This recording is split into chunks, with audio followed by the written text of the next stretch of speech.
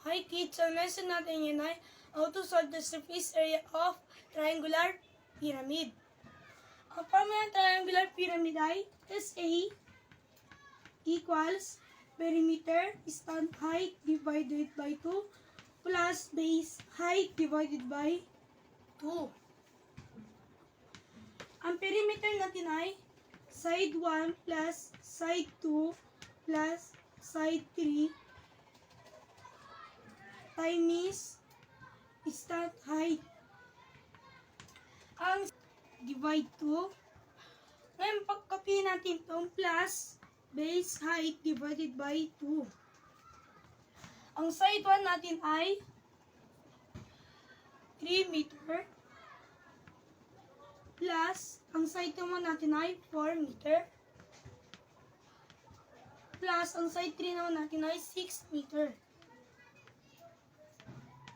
Time is 8 meter.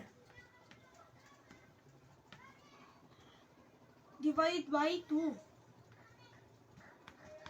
Ngayon, papapalasin na lang natin sila. 6 plus 4 equals 10 plus 3 equals 13. 13 meter squared. Time is 8 meter. 8 times 3 equals 24. Carry 2.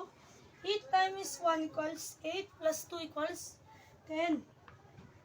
Ang sagot natin ay 104 meter square. Ngayon, ang sisolve naman natin ay base height divided by 2. Ang base natin ay 6 meter. Time is height. Ang height natin ay 2 meter.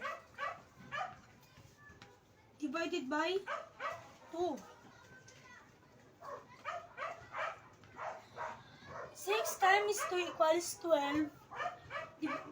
Divide 2 equals 6. Squared. Ngayon, 104, di-divide natin sa 2. 104 divide 2 equals 52 meter squared. Ngayon, pagpapalasin natin sila. 52 meter squared plus 6 meter squared equals 58 meter squared.